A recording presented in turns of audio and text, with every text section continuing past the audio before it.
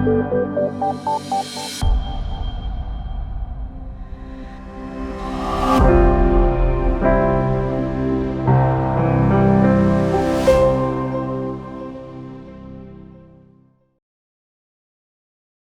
and welcome to the ID Talks. This fall we are talking about anti-racism, and ID Talks is focusing its attention on different questions, different concerns and different practices to combat racism and to advance our efforts, collective efforts on anti-racism. Today I feel really privileged to present our speaker, because as I was reading through her biography, really it makes me feel so special that we can host you here today. Cătălina Olteanu is a steering board member at the Romanian National Council for Combating Discrimination. This is a government authority in the field of discrimination that is also an autonomous legal entity under the jurisdiction of the parliament. She also has multiple awards, accomplishments, fellowships, and is alumni of different leadership programs worldwide, with 11 years of experience working with Roma communities in Romania and training thousands of teachers and youth workers on intercultural education and human rights. A firm believer in power of education and creating better lives. Today, Cătălina will be speaking about combating racism with a particular focus on the policies and instruments in place to combat racism, to see what we know about them and how we can use them in our work at the grassroots level. Cătălina, I now pass you the floor. Maybe before you take a moment and share your screen and your presentation, I would like to remind everybody one more time that the ID Talks are brought to you by SALTO Inclusion and Diversity Resource Center, and two of our colleagues, Maria and Enric from SALTO ID Resource Center, are here with us. And that also I am joined by my colleagues, Maria, the digital facilitator, and Olaja, our graphic facilitator. And the results of graphic recording you will see in the end. Please, Cătălina, you have the floor now. Thank you for your presentation. Now I got some. Now I'm nervous a little bit after my presentation. Yeah, quite expectations. Fortunately, before starting, we had technical issues on for my laptop, so I'm a little bit shaking right now because. I had these technical issues, so I hope I'll be able to be here very fresh, as my colleague already told me that I'm very fresh because she's watching us also. So thank you very much for inviting me here. I am so happy talking about my work and what we can do when we face discrimination or others are facing too. So I know it's at the beginning, but I hope you will reply to me, and I hope we have a dialogue, because it's very important to have a dialogue, not only to present a PowerPoint presentation. So my first question for you will be, if you, I don't know, in your countries, because I saw that we are from different countries from Europe. So my question will be, if you are facing discrimination or a person next to you face discrimination, what you will do, or where to go? I don't know, to complain, to fill a complaint, to send a petition. Where are you going if you face discrimination or a person next to you? Yeah, please use actively the chat function of Zoom. And so maybe someone will, if I'm not sure if it's possible, Anna, but if someone will just answer, not only on the chat, but also. Yeah, it's absolutely no problem. Just show this raise a hand function and we will give you the floor. Please, Miriam. Hi, I just very quickly, just to answer the question. Hi, Cătălina, nice to meet you again. We met in Bucharest. For me, it would be like, I don't think there is an official body I would go to. I would go to friends that I know understand an experience like that.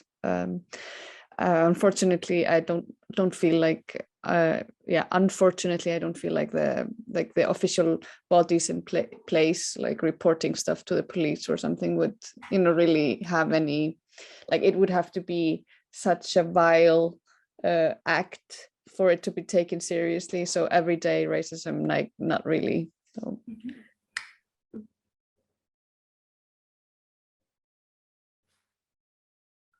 Thank you, Miriam. We have another hand raised from Mylinda. I am sorry if I mispronounce your name. It's correctly, it's Mylinda, because most of the people call me Milinda. Hello, everyone. Yeah, in fact, I'm from Albania. So being from Albania, I have been always a kind of prejudice in all Europe, for everything happened 30 years ago.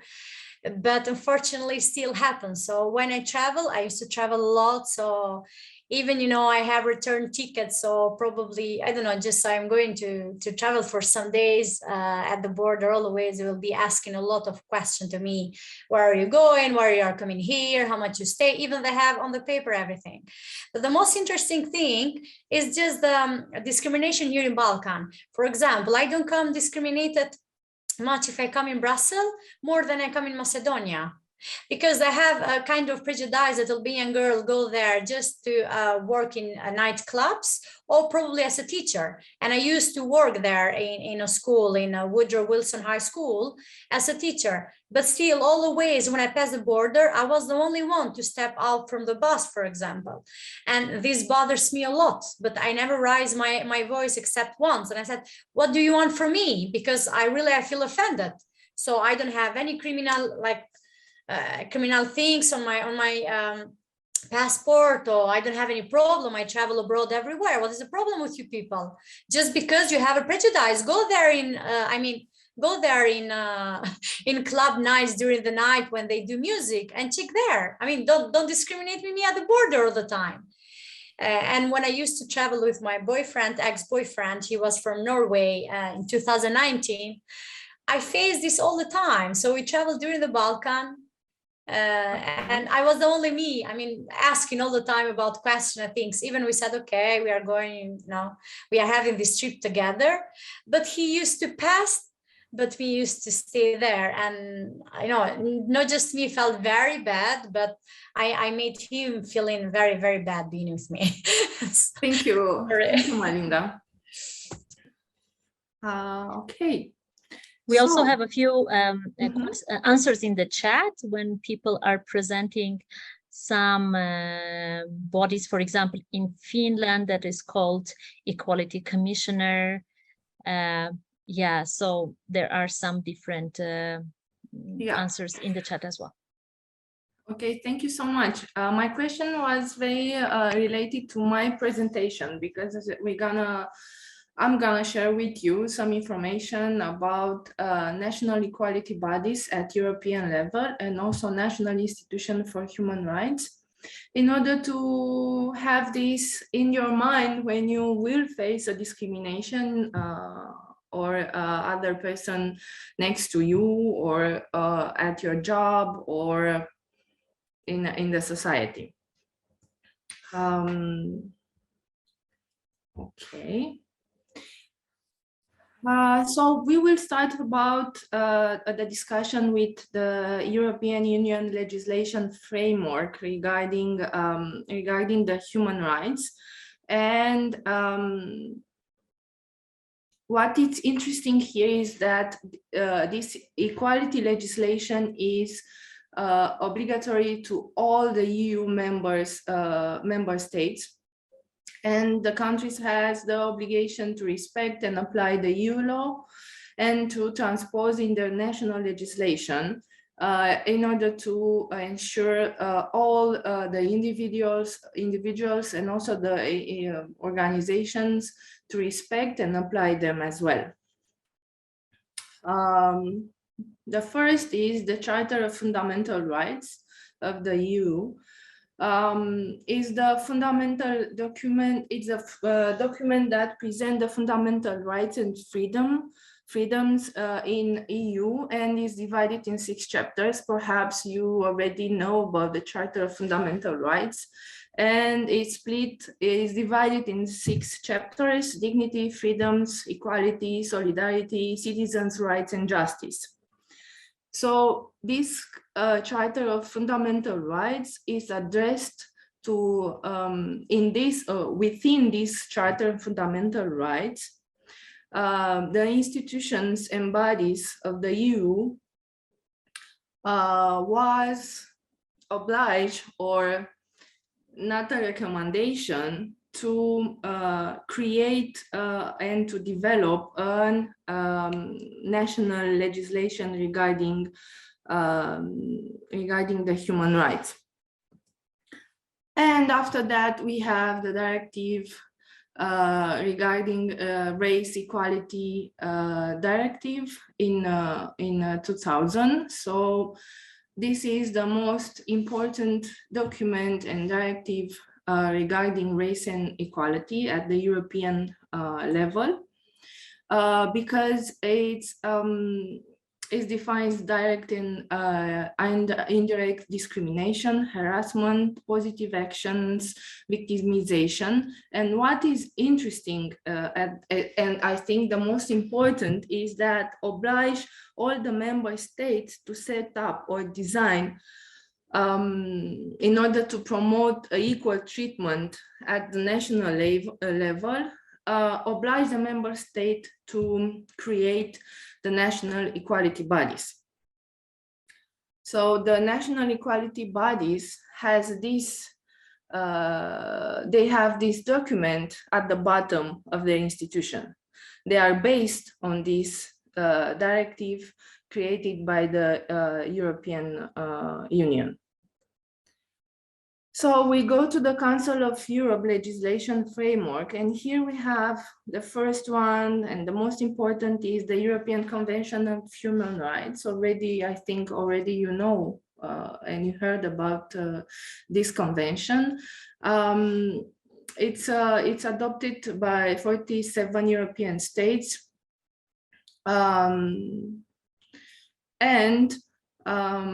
What is again interesting is that, and good to know, if the state does not fulfill this obligation, they can charge for violation of the European Convention of Human Rights before the European Court of Human Rights in Strasbourg. The most used and known article from the Convention of Human Rights is Article 14, that prohibits any kind of discrimination in the enjoyment of the rights of the Convention. So here we have the right to live, right to respect for private and family life, freedom of expression, freedom of thought, religion, or any grounds such as sex, race, color, language, religion, political or other opinion, national or social origin, association with a national minority, property, birth, or other status. Then we have, as a Council of Europe framework, we have the European Social Charter and revised European Social Charter, and is a Council of Europe treaty that guarantees fundamental social and economic rights as a counterpart of the European Convention of Human Rights. And this is a guarantee document for everyday human rights related to employment, housing, health, education, social protection, and welfare. Then we go to the international legislation framework, and we have the Universal Declaration of Human Rights and the International Convention of the Elimination of all forms of racial discrimination. These are just two of the most important international documents regarding the human rights. And I would like to present the national equality body. As I already said before, the EU legislation in 2000 obliged the states, and those states who wanted to be part of the European Union, they obliged them to create and to introduce to design the bodies for the promotion of equality. So now we have the National Equality Body, my institution, the National Council for Combating Discrimination. And the national equality bodies, they are promoting equality and ensuring equal treatment legislation by investigating cases of discrimination, building a culture of that values equality, providing information, and in some cases legal support to potential victims, monitoring and reporting on discrimination issues, conducting research and providing policy recommendations, engaging with public bodies, employers, and NGOs to foster non-discriminatory practice and ensure awareness and compliance with equal treatment legislation. What is good to mention here is that national equality body differs. I mean, in Romania can be as National Council for Combating Discrimination, who can investigate cases of discrimination, and all of these, let's say, principle. Our institution is dealing with, but sometimes we have a national equality body, I don't know, in Belgium, for instance, where they don't investigate cases of discrimination. And I will like to share with you the names of the national equality bodies, maybe in your countries, in order to see them. And if you, I don't know, face discrimination in your country or not, to know where to go. Because why is important to know that we have a framework, legislation regarding human rights protection, because it's a step. It's a step to stop racism and discrimination, and it's our fight, let's say like this. Okay, so we have also in Finland, because I already saw in the chat that we have someone from Finland, Denmark, Germany, Greece, Hungary. We have also in Malta, national equality bodies. So also in Ireland. Unfortunately, Miriam, we don't have in Iceland, because it's not part of. Okay. So these are the equality, the national equality bodies at the European level. I'm not aware of how they implement the directive 43, because it's different. In Romania, can be in this way, and I will present you how the National Council for Combating Discrimination is working. But we have also national human rights institutions. They are not like the national equality bodies. They are based on the Paris principles, and also they are mandated to protect and promote human rights at the national level in accordance with international human rights norms and standards. They don't investigate cases of discrimination, for instance. We have also in Romania, the National Institute for Human Rights, IRDO is called, and they are conducting a lot of some campaigns regarding the human rights campaigns with about racism, discrimination, equality, opportunities, but they cannot investigate cases of discrimination. So also we have ombudsperson institutions. I think in Finland they have, I don't know, for equality, for promoting equality, I think they have an ombudsperson institution. For disability, I think they have ombudsperson institution, because yesterday I attended a meeting about organized by the Council of Europe and FRA, the fundamental agency, fundamental human rights agency, and we discuss about the social rights. And at this meeting attended also institutions from Finland, and they present about these ombudsperson institutions and how they are working in Finland, for instance.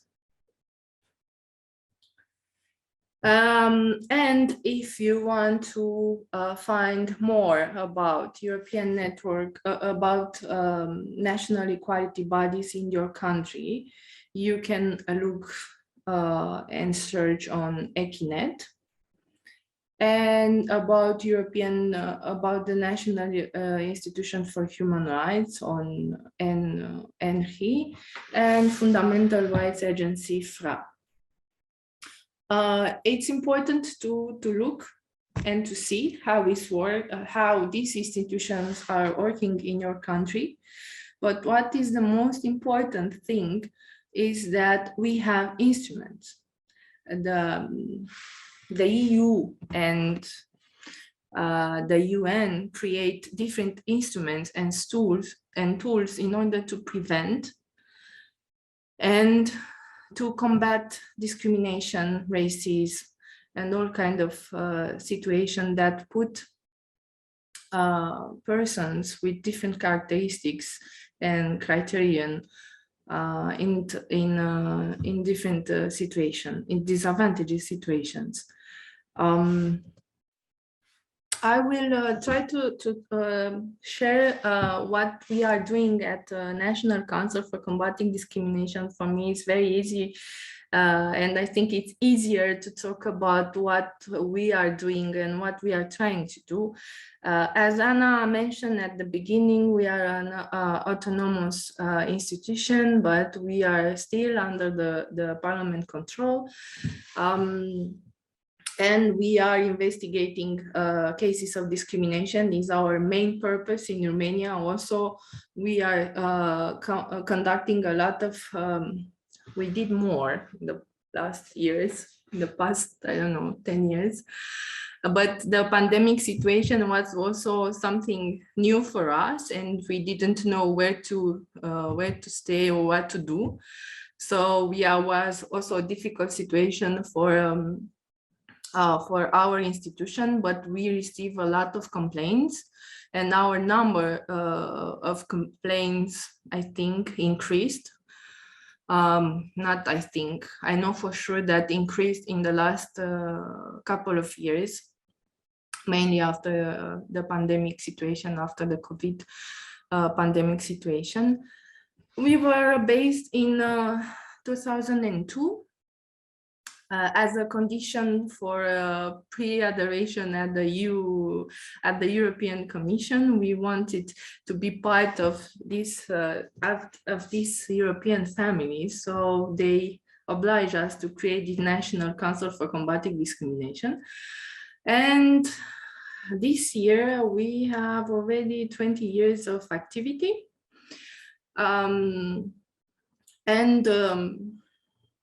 The most important, we are trying to prevent discrimination. So I mean, 2 years ago, I was appointed by the parliament to be part of this of this institution, of this steering board member. And I want to change or to switch with my role of an NGO person, of an activist, a Roma activist, because I intended, or I wanted to change the situation in my country regarding discrimination, and mostly towards Roma children, women, and youth. And also in education, because I had my experiences in education. So I saw a lot of discrimination situation, let's say, in Romania. So I said yes with all my heart and soul when they proposed me. And I said to myself, hey, I have 5 years. Let's see what I can do in order to improve the life and in order to improve the life of the persons or the citizens who are facing discrimination. So starting 2 years ago, I conducted a lot of trainings with teachers about human rights, about inclusive education, about human rights education, and why it's important to discuss about education for human rights. And I had a lot of trainings and workshops, webinars with youth regarding non-discrimination and how to prevent discrimination.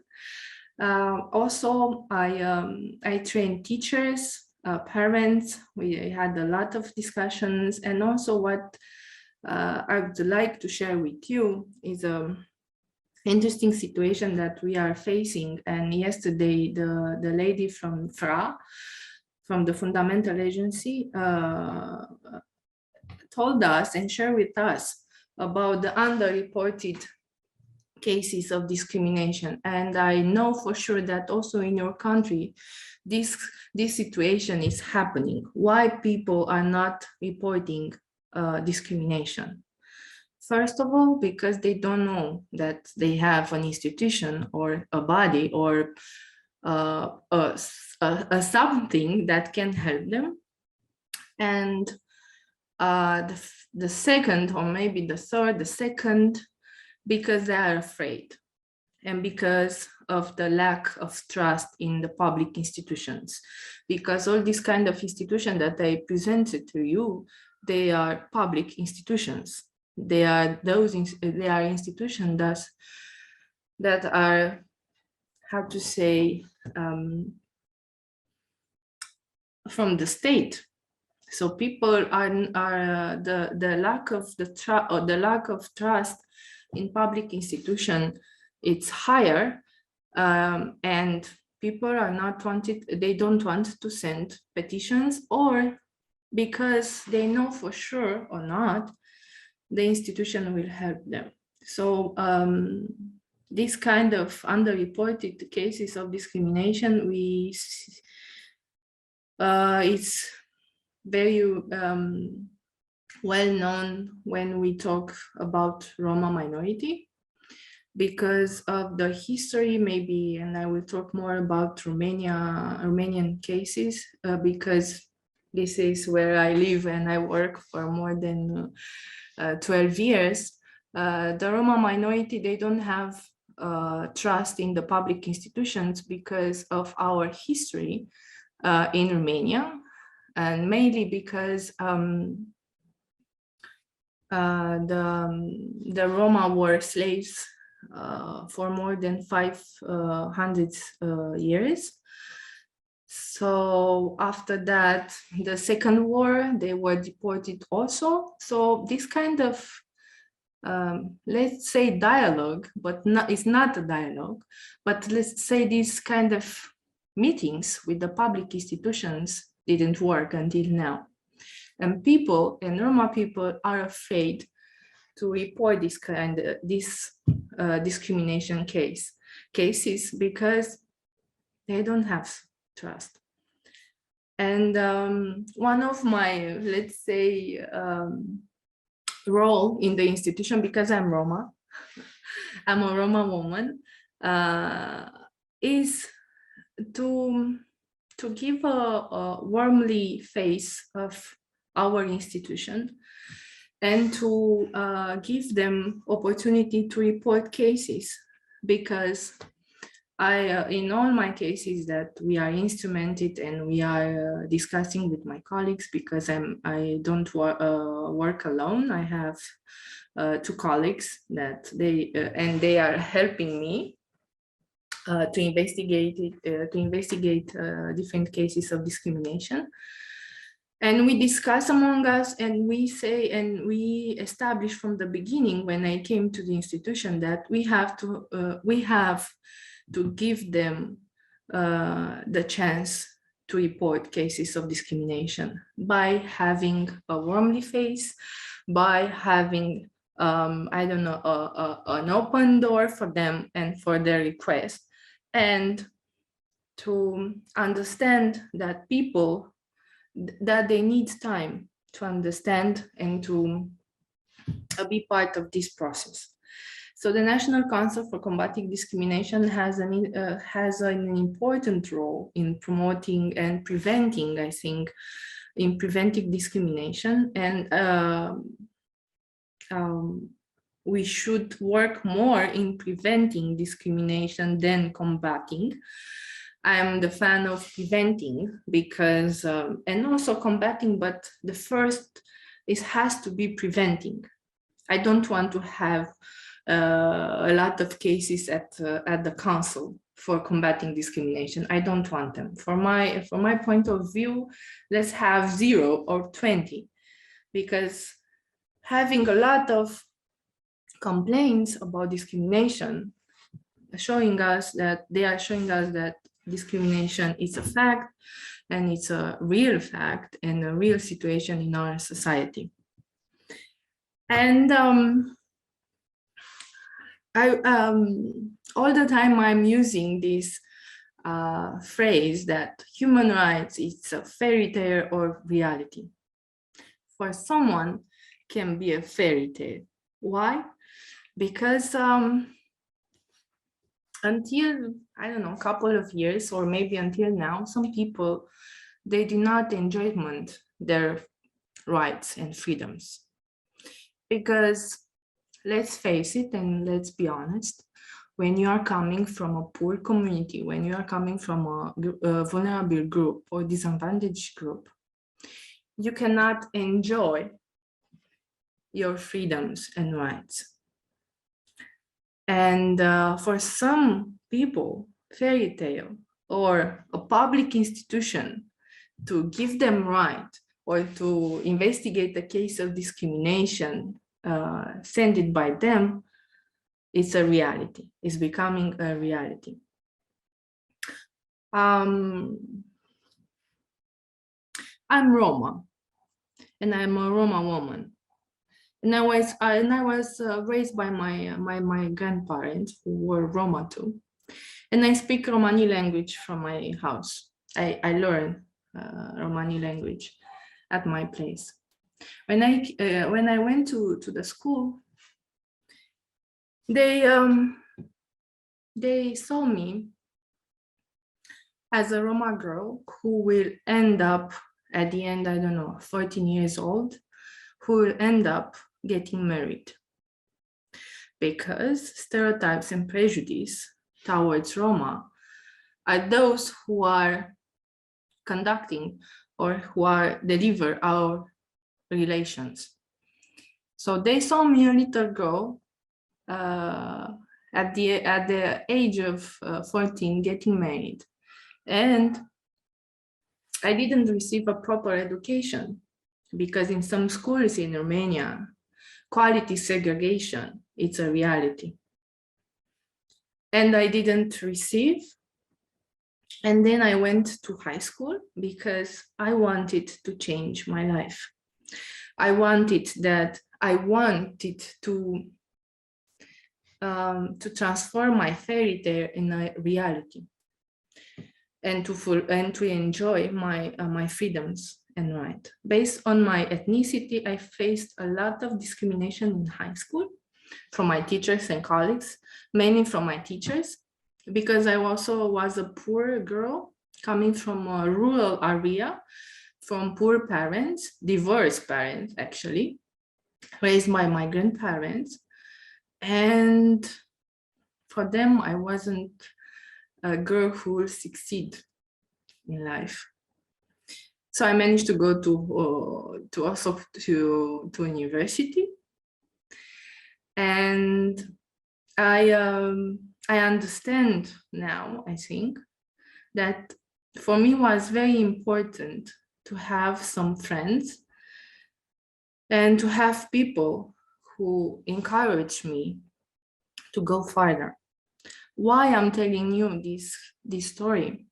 Because it's important for you to see the person that's in front of you. And it's important to see them as they are, without prejudice and stereotypes, because we don't need them, guys and girls. We don't need them, because stereotypes and prejudice leads to discrimination, and discrimination is something that will do to you a lot of painful.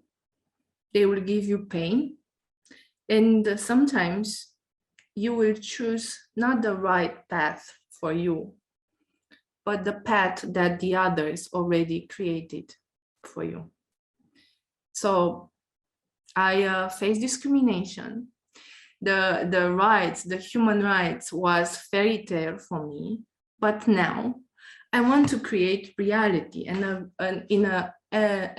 good reality for the others, in order to understand that in order to have a good world and a good society, all of us, regardless our race, ethnicity, gender, sexual orientation, and so on and so forth, we have all of us to enjoy the freedoms and the human rights.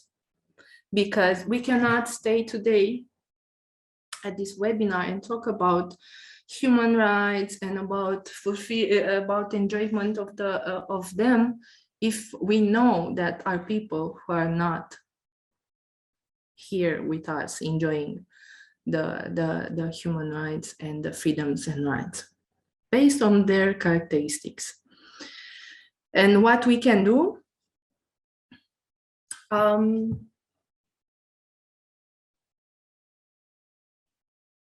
everyone has stereotypes and prejudice. I don't believe in person. I don't believe that exists a person who doesn't have stereotypes and prejudice towards whatever. But what is important to understand is that we have these stereotypes and prejudice, but we can work with them. And we have to pay attention to those who are not enjoy their freedoms and rights in our society, because they are a lot. And unfortunately, those are from my minority, because we have a sad situation all over Europe. Unfortunately, the discrimination towards Roma is not only in Romania or Bulgaria or Hungary or let's say Moldavia. No, it's all over Europe. Also in Finland, also Norway. I think it's everywhere. Not I think, I know for sure it's everywhere. I don't know why, but I will do my best in my country, and I hope that you will do your best in your country in order to stop any kind of discrimination towards different people with different characteristics. Because we are not different, we are diverse. So I will stop now, because I don't know if I think I have 20 minutes. Anna, I'm not sure. You are very good with time, but if you feel like, yeah, this is the end of your input, this is definitely not the end of our ID talks today. And of course, there will come quite some questions and comments afterwards. We already should have maybe one or two. And I will ask Maria, our social media manager and our digital facilitator, to have a look at whether we have any questions or comments here to draw your immediate attention, Cătălina, and then we will break into smaller rooms to discuss a bit about the situations in our different countries and come back with more questions. Maria? Thank you, Anna. Thank you, Anna. And thank you, Cătălina, for the great talk. In fact, we had some comments in the chat, but first of all, I would like to say thank you to everyone who is joining from Albania and Turkey, Brussels, Finland, Iceland, Italy. So we have a lot of countries here today with us. And of course, all the people joining, then coming from different work environments and also different experiences. So some of the persons are mentioning that they have a background on cultural exchanges, intercultural learning, communications internships, and Erasmus Plus, and the youth work field in general. So many people. And we have a comment about Finland, where someone is writing about an institution called the Equality Commissioner, but this institution is only handling the discrimination that is coming from the legal environment. So all the daily discrimination that we are facing in our work or school, it's not seen and not many things are happening for it. So this is one of the comments, and I will read a few more questions for you to have a better idea of what is happening in the chat before you can talk about them. Another question is, or a few questions coming from Eugenia. How would you communicate throughout social media in order to not follow stereotypes and thus avoiding discrimination? How can we work with stereotypes and prejudices? Could you share with us some best practices that we can follow? And then we have another comment from Ulla. And Ulla recommends also a YouTube video about the book circle, so we can all look at the chat and get some more information there. And it's about working with prejudices. And since it's a long comment, I would just recommend that we look at the chat and we go to the resource and advice from that. Yeah, thank you very much. So maybe, Cătălina, if you could share some of your experiences of how to communicate through social media to avoid following these stereotypes or even further enhancing stereotypes. I have a feeling that sometimes we want to talk against the stereotypes, but just by the fact of reformulating it over and again to say that, yes, we really don't support this stereotype, we kind of repeat it and in a way collectively participate in this pattern. And another maybe question from my side, maybe at this point would be, okay, if I am a citizen in Romania and I come to your institution to report a case, how would that look like and what would be the actions and consequences?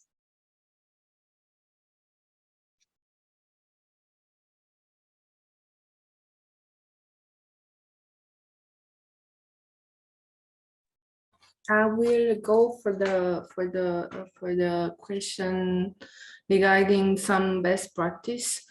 We had some videos, but unfortunately they are in Romanian. And when I was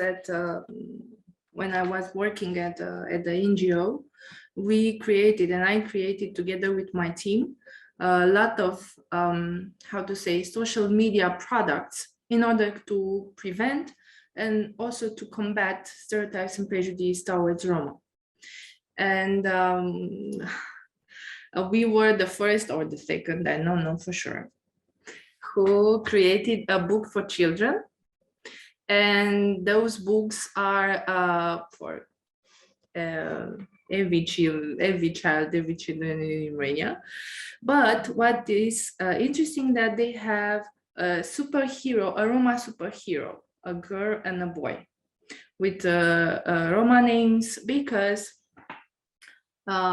in Romania we did, and I don't know in your countries, but in Romania we grew up as a Roma without having role models, without having people who succeed in life through education. So what we created and what we thought that is good, I don't know, in 10 years ago, I think so, we started this kind of this campaign together with UNICEF Romania, was to promote different role models from our community,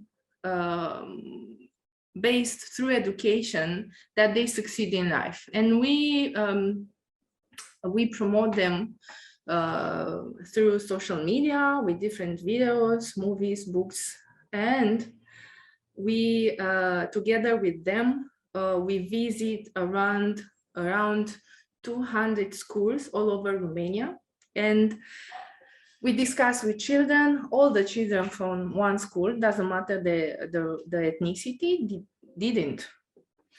And we discuss with them about tolerance, acceptance, and human rights, and also the diversity among us as Romanian citizens.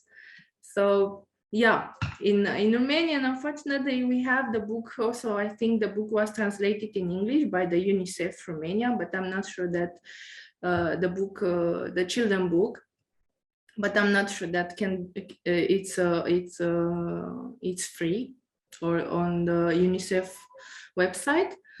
But what I can share with you is that the results were amazing, and the children, you can, we saw in their eyes, you know, the sparkle that they can succeed in life, because someone before them succeeded, having the same characteristics, having the same ethnicity, having the same status, having the same color of the skin, and they succeeded. And we saw the sparkle in their eyes, and for us was the most important and one of the top results in our project.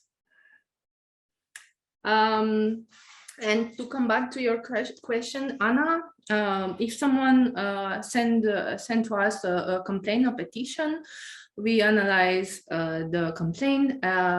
We have a procedure that we have to follow, and after that, together with me in our steering board,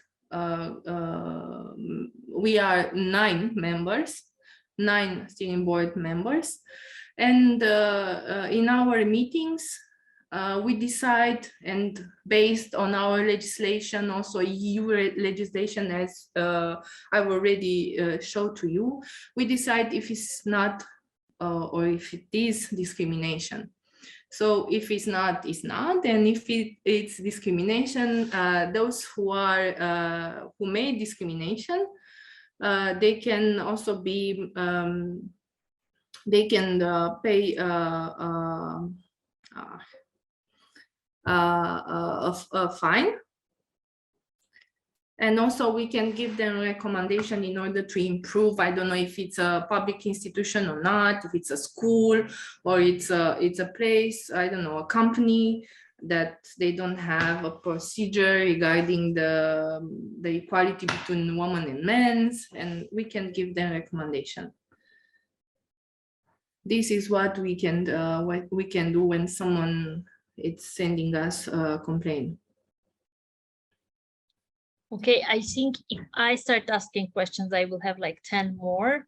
And it feels like everybody has questions in their mind, but in order to give more intimate format for discussing and yeah, opening up about maybe also personal experiences, we will now send you an invitation to join Zoom rooms for 15 minutes. You will be in small groups of 5, 6, 4 persons, and we would like to ask you to discuss a bit what you heard today, maybe with a focus on your own experiences, or maybe this rose some questions regarding European level or specifically about Romanian situation and their procedures, and come back in 15 minutes time when we will have a collective discussion, giving you more the floor and making this webinar a little bit more interactive.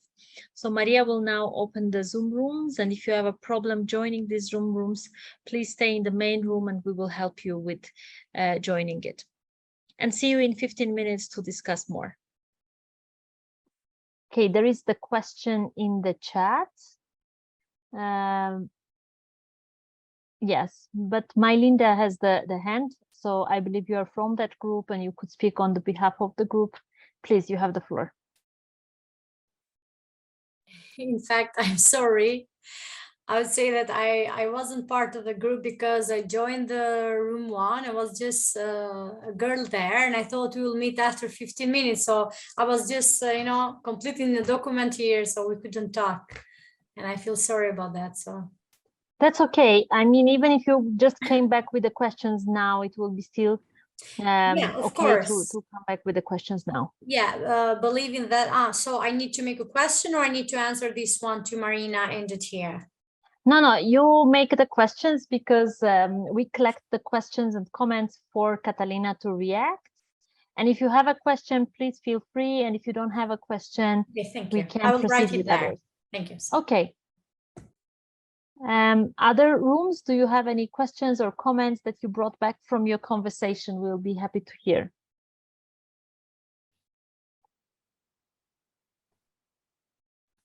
Okay. In the meantime, we do have a question in the chat box. I don't know which room it comes from, but it reads the following. Believing that the state have strongest power to protect minorities against racism, discrimination, the question is, what's the best policies that the state government can take to reduce such phenomena? So what can a state do to best prevent or protect people, minorities against racism and discrimination?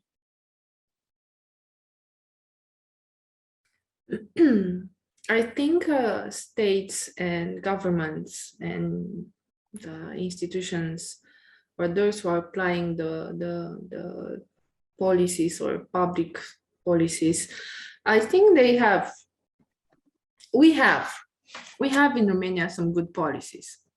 But sometimes it's when we discuss about practice and how you implement this kind of policies, this is another discussion. The best policy for me is to involve people from minorities, people with different backgrounds in creating, developing, instrumenting policies, because we cannot create policies for others without them.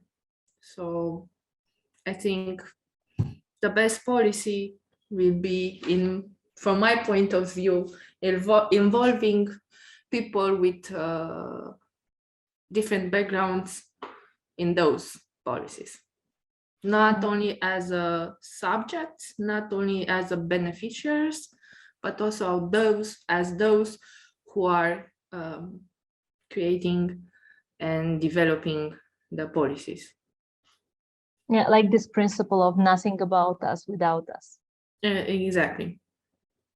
Yeah, but thank you very much. Let's put this in practice, not only as a principle, not only in theory, because in theory we are good. I think when I talk about Romania, I say all the time that in theory we are the best, but in practice we have to work more. Mm-hmm. Yeah, thank you very much. We have 2 more questions in the chat, and one is from Linda that still has her hand up. I don't know if you would like to give your question personally or if you want me to read it from the chat. Both ways will work. Okay. Yeah, I can read it.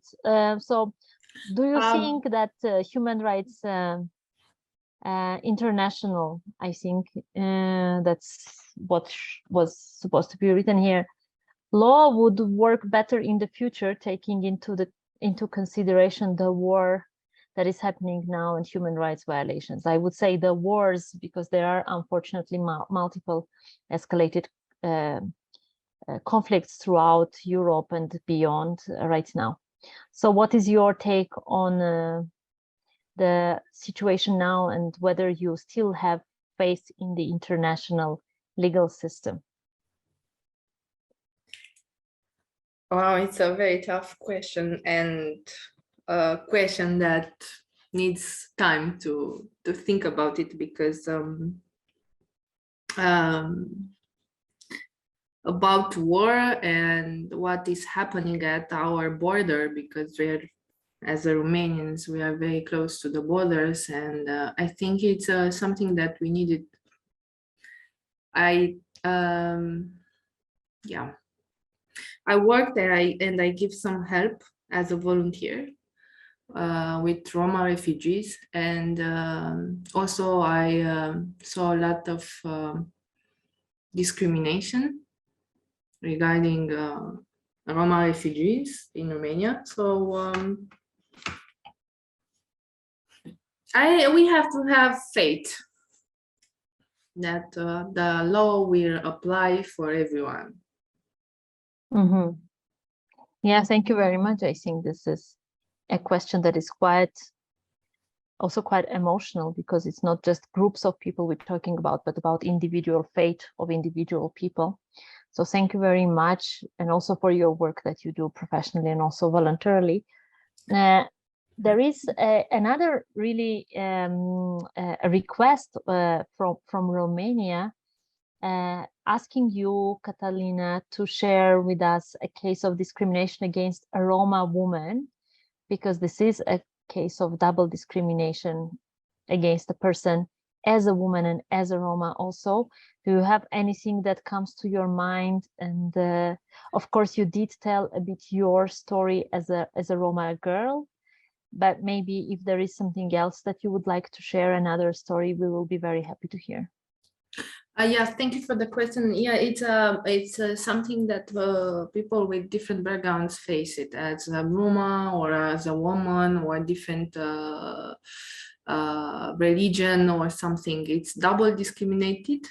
And from my experience, my personal experience is that you don't know what is the most, the ethnicity or the gender. You don't know the why they discriminated you, or why you are put it in this vulnerable situation, disadvantaged situation. We had some cases, and I will share with you just some examples. Now we have a case on the roll about a Roma woman being medical assistance, healthcare, and she's facing some discrimination because of her ethnicity. Also, people are having stereotypes and prejudice against Roma women in Romania. So we have also brutal intervention. We have physical violation. Physical people Violence. Violence, yes, against a Roma woman in the north of Romania, because she was a woman who had traditional clothes, and she wasn't, and the driver didn't want her to take her in the bus, public transportation, for instance. Mm-hmm. So we have this kind of situation in Romania, and I'm sure that in every country they face this kind of discrimination. Yeah, I would like to maybe just tell to Sylvia and to the rest of our audience that in one of our upcoming ID talks, we will be talking about racism and intersectionality. Please check out the website and make sure you register for our future ID talks. The next one, for example, we will be talking about racism in online spaces, invisible racism. We will be talking about racism and intersectionality. So please make sure to register to come back every second Wednesday at 1 p.m. Central European Time to listen to more stories and to get more information. We can take one last question comment that is right now, just now was submitted here by Linda, and then there is also from Ulla from Finland, an interesting comment and the resource, a book that they shared. Please also be aware that this is here, and maybe you can also give your take on this. The Melinda question is that I really don't know. It's something that I faced, still facing, and I really don't know why and what are the main reasons for people to discriminate or being discriminated as being Roma. I really don't know why. I have, yeah. I will try to give an answer, but I don't want to give because I don't know. I really don't know why people choose to discriminate, because it's something that you choose to do based on your stereotypes and prejudice. And yeah, I think there is also one really interesting comment from Ulla, saying that people often say that Finland or Nordic countries are doing well and are equal countries, but maybe it's more about the institutions and legislation, and we are at the level where institution changes and demands have been made, but now people in institutions should also start doing more on grassroots. And maybe you could react to this comment, and we will close our row of comments and start closing today's ID talk. Cătălina, please, you have the floor. Yeah, unfortunately, I heard about situation in Norway, in Finland, and Nordic countries about discrimination towards Roma, mainly Roma women. Yeah, so I visited Norway, and people shared with us their stories, their own stories about the situation, and was very painful to find out about this, and also some personal stories from Roma people who faced a lot of discrimination. I mean, 15 years ago, when the government took families, split families, Roma families, and put them in non-Roma families in order to do something better. So for me was very, I was shocked because I discussed with a Roma guy who lost his brothers and sisters, and 5 years ago when I talked with him, he couldn't manage to find them through the system. So yeah, I heard about this kind of situations, yeah, with Sami people too. Yeah, so yeah.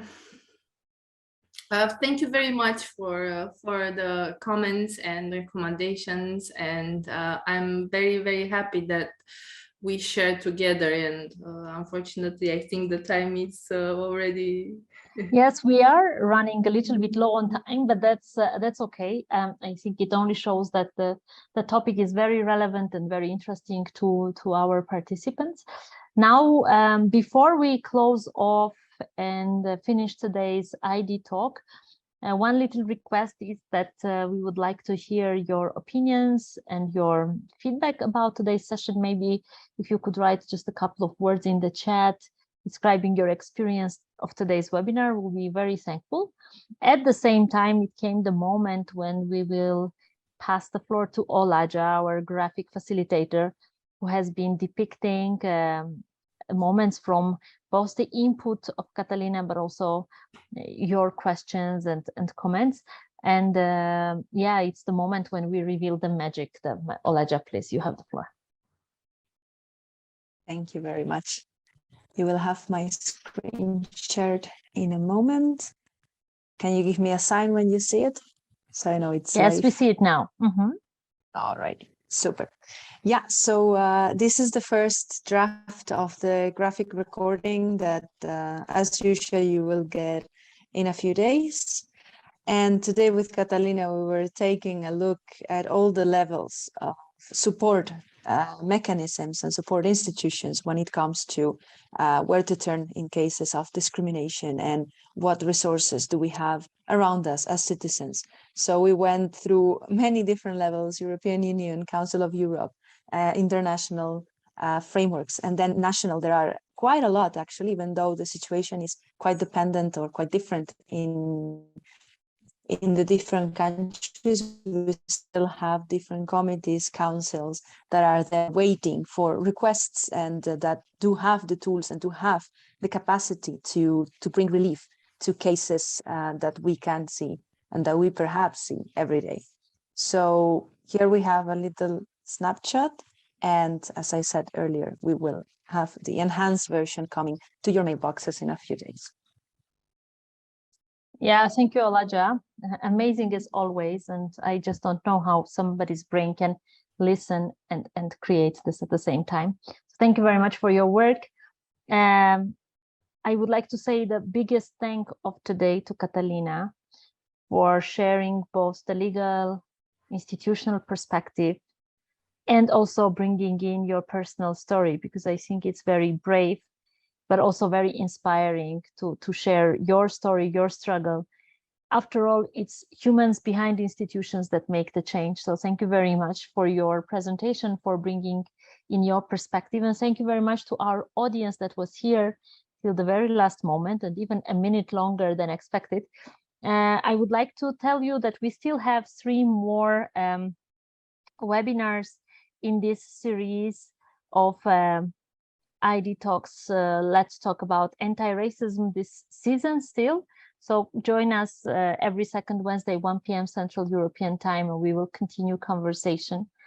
I would also like to tell you that very soon we will have in your mailboxes, you will receive an article by Cătălina based on today's talk, as well as the video on YouTube that is of today. But also we have other formats that we will communicate to our larger public, which is a podcast and a graphic recording that we will use in different instances.